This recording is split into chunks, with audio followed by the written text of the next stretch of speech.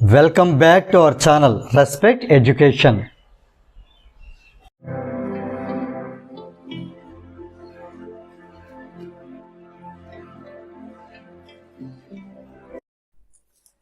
ఈ వీడియోలో మనం ఎక్సర్సైజ్ 11Bలో క్వశ్చన్ నెంబర్ 7 ఎలా సాల్వ్ చేయాలో నేర్చుకోబోతున్నాం. The temperature of 170 grams of water at 50 degrees centigrade is lowered by 5 degrees centigrade by adding certain amount of ice to it. ఇక్కడ మనం డీటెయిల్డ్గా డేటాని నోట్ చేసుకుందాం. 170 grams ఉండేటటువంటి వాటర్ని, అంటే వాటర్ యొక్క మాస్ ఎంత ఇవ్వడం జరిగింది, 170 grams. అప్పుడు టెంపరేచర్ ఎంత ఉంది, టెంపరేచర్ T1 అందాం, 50 degrees Celsius ఉంది. దీన్ని ఐస్ యాడ్ చేయడం వల్ల, దీనికి ఐస్ యాడ్ చేయడం వల్ల ఈ టెంపరేచర్ని 5 degrees Celsius తెచ్చడం జరిగింది. 5 degrees Celsius తెచ్చడం జరిగింది. దీన్ని ఫైనల్ టెంపరేచర్ అందాం. Final temperature, right. అయితే ఈ వాటర్ అయితే 170 grams, ఓకే.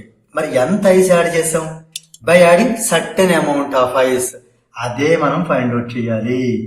దీని సపోజ్ ఇది M1 అనుకుందాం, ఇది M2 అనుకుందాం, అంటే M grams ఆఫ్ ఐస్ మనం యాడ్ చేస్తాం అనుకుంటే ఆ ఎంనే మనం ఫైండ్ అవుట్ చేయాలి. ఇది ఈ ప్రస్తుతం ఈ ప్రాబ్లంలో మనం తెచ్చుకోవాల్సిన క్లారిటీ. మనం ఏం ఫైండ్ అవుట్ చేయాలి, ఎం ఫైండ్ అవుట్ చేయాలి. ఎం అంటే ఏంటి అంటే, ఎం అంటే mass of ice that is added, ఇది ఫైండ్ అవుట్ చేయాలి. సో ఇక్కడ మనకి ఇచ్చిన ఇంకా అదర్ డీటెయిల్స్ చూద్దాం. Specific heat capacity of water, C తో డినోట్ చేస్తాం. Specific heat capacity of water, W for water ఎంత జరిగింది, 4200 జౌల్ పర్ కేజీ. దీన్ని కేజీ రాయొచ్చు. Degree centigrade inverse. And latent heat of ice, దీన్ని L తో డినోట్ చేస్తాం. 336,000 జౌల్ పర్ కేజీ లేదా కేజీ ఇన్వర్స్. ఇది మనకి ఇచ్చిన డేటా. అయితే ఇక్కడ మనము ఈ ఐస్ క్వాంటిటీని ఫైండ్ అవుట్ చేయడం ఎలాగూ, ఇక్కడ ఒక విషయం మనం బాగా అబ్జర్వ్ చేయాల్సి ఉంటుంది. ఎలాగంటే ఈ వాటర్ అనేది ఈ ఐస్ యాడ్ చేయడం వల్ల టెంపరేచర్ అంటే టెంపరేచర్ కొంత తగ్గిపోవాల్సి వచ్చింది. అంటే టెంపరేచర్ ఎప్పుడు తగ్గుతుంది, ఇది హీట్ లాస్ట్ అయినప్పుడు, అంటే హీట్ లూజ్ అయినప్పుడు. సో ఇప్పుడు ఏం చేద్దాం అంటే, మనం ఫస్ట్ స్టెప్ ఎక్కడి నుంచి మొదలు పెడతాం చూడండి. ప్రాబ్లము, వాటర్ ఏమైంది, టెంపరేచర్ రెడ్యూస్ అయిపోయింది. అంటే దాన్ని ఏమంటున్నాం మనం, హీట్ లాస్ట్ బై వాటర్ అంటున్నాం. హీట్ లాస్ట్ ఎవరి వల్ల, బై వాటర్. అంటే వాటర్ కోల్పోయినటువంటి హీట్ ఎంత, వాటర్ హీట్ కోల్పోయింది ఎలా తెలుస్తుంది మనకి, క్లియర్ గా చెప్తాను. టెంపరేచర్ 50 ఉండేది 5 వచ్చేసింది. ఆ క్లూ చాలు కదా హీట్ లూజ్ అయిపోయినట్టు మనం తెలియడానికి.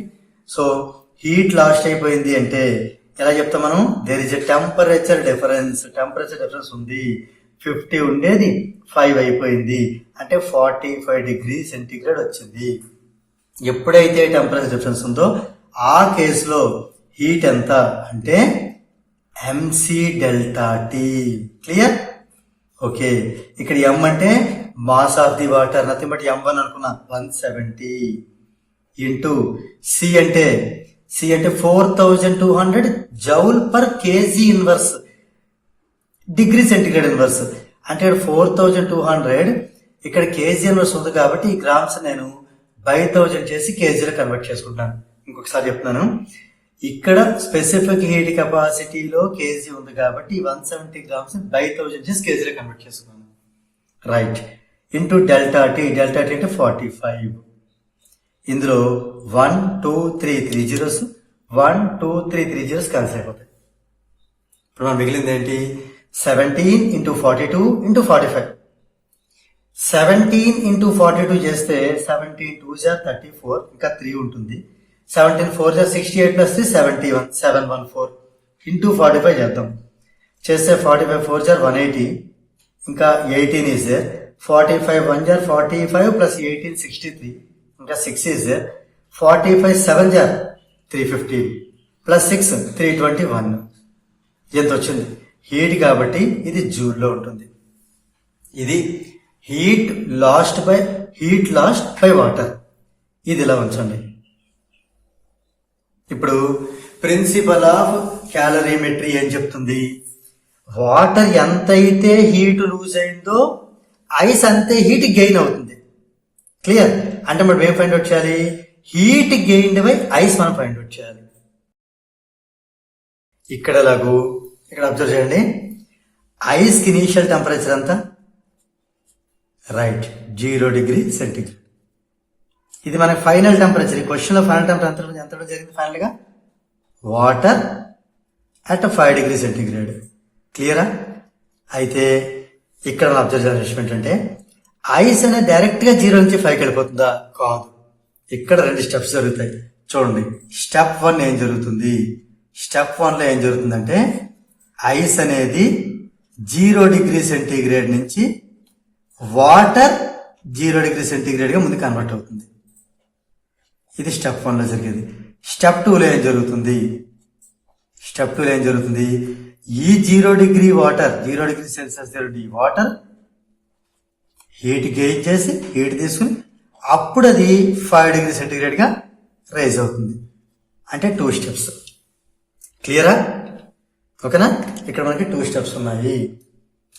ఇప్పుడు ఇక్కడ తీసుకుని హీట్ ఎంత అవుతుంది? ఇది Q1 అందాం. ఇక్కడ తీసుకుని హీట్ ఎంత? Q2 అందాం. ఇక్కడ టెంపరేచర్ డిఫరెన్స్ అనేది లేదు. సేమ్ టెంపరేచర్ ఉంటే Qk ఫార్మ్ లో చెప్పాను, M×L అని చెప్పాను. ఇక టెంపరేచర్ డిఫరెన్స్ ఉంది. టెంపరేచర్ డిఫరెన్స్ ఉంటే MC delta T. Delta T అంటే టెంపరేచర్ డిఫరెన్స్. టెంపరేచర్ డిఫరెన్స్ ఉంటే ఈ ఫార్ములా. ఓకే, టెంపరేచర్ డిఫరెన్స్ లేనప్పుడు అంటే సేమ్ టెంపరేచర్ ఉంటే ఈ ఫార్ములా. ఇక్కడ ఇంకోటి కూడా చెప్పొచ్చు, స్టేట్ కూడా చేంజ్ అయ్యింది. అలాంటప్పుడు కూడా ఈ ఫార్ములా అప్లై చేసుకుంటాం. ఓకే, ఇక్కడ ఐస్ ఎంత అంటే ఇక్కడ చూడండి M గ్రామ్స్ అంటే M రాస్తున్నాను ఇంటూ L. L అంటే క్వశ్చన్ ఇవ్వడం జరిగింది. Specific latent heat of ice 336,000 అంటే 336,000 M జూల్. ఇప్పుడు ఇక్కడ సెకండ్కి వచ్చేద్దాం. ఇక్కడ M ఎంత? మాస్. ఇక్కడ మాస్ ఆఫ్ వాటర్ అంతా ఈ ఐసే కదా మెల్ట్ అయ్యి వాటర్ అయింది. అంటే వాటర్ మాస్ ఐస్ మాస్ రెండు ఒకటే.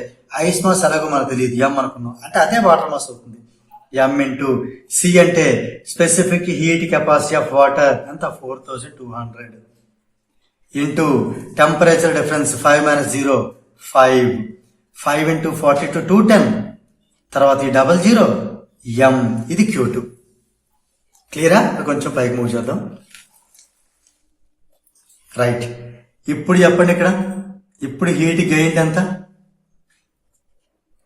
హీట్ గెయిన్ ఎంత వస్తుంది? 2 స్టెప్స్ లోని హీట్ ని యాడ్ చేయాలి. అంటే Q1 ని Q2 ని యాడ్ చేయాలి. ఈ Q1 value Q2 value add చేస్తే ఎంత వస్తుంది చూడండి. ఈ 33 + 2 35, 6 + 1 7, 000 + 000 000 ఇంత జౌల్స్ రావడం జరిగింది. పక్కన M కూడా ఉంది. ఈ M ని ఇక్కడ రాద్దాం. ఇక్కడ ప్లేస్ లేదు, ఇక్కడ M అని రాస్తున్నాను. సో ఇన్ని joules. Okay, 3,57,000 into M joules. క్లియరా? ఇప్పుడు మనకి ఇది హీట్ లాస్ట్ బై వాటర్, ఇది హీట్ గెయిన్ బై ఐస్. రెండు ఉన్నాయి కదా, 2 వాల్యూస్ ఉన్నాయి కదా. By the principle of mixtures అని కానీ లేదా బై ది ప్రిన్సిపల్ ఆఫ్ క్యాలరీమెట్రీని బట్టి కానీ ఈ రెండు ఈక్వల్ చేసుకోవచ్చు కదా, అదే అర్థం. ఓకే, ఇప్పుడు హీట్ లాస్ట్ ఎంత వచ్చింది మనకి? 332,130 జూల్. హీట్ గెయిన్ ఎంత? 3,57,000 joule into M joule. So ఇక్కడ మనకి ముందు ఇది రాస్తున్నాను నేను, 357,000 into M is equal to 32,130. దీన్ని బట్టి మనకి M కావాలి అంటే 32,130 డివైడెడ్ బై 357,000. ఇది క్యాన్సిల్ చేసుకుంటే ఇది 357 1 జార్, ఇది 357 9 జార్, అంటే 90/1000 మాస్ కదా. మాస్ కాబట్టి ఇది కేజీలో ఉంటుంది. మళ్ళీ ఈ 1/1000 కేజీని గ్రామ్స్ అని రాద్దాం. అంటే 90 grams. క్లియర్? అంటే మనం 90 grams ఐస్ని యాడ్ చేయడం వల్ల మనకి ఈ సిచ్యువేషన్ అనేది కరెక్ట్గా జరగడం అవుతుంది. సో దీంతో మనకి ఈ క్వశ్చన్ నెంబర్ 7 అనేది కంప్లీట్ అయింది. If you feel this video is helpful to you, please like, share and subscribe our channel. And please do not forget to press the bell button so that you will get the notifications from our channel. Thank you very much.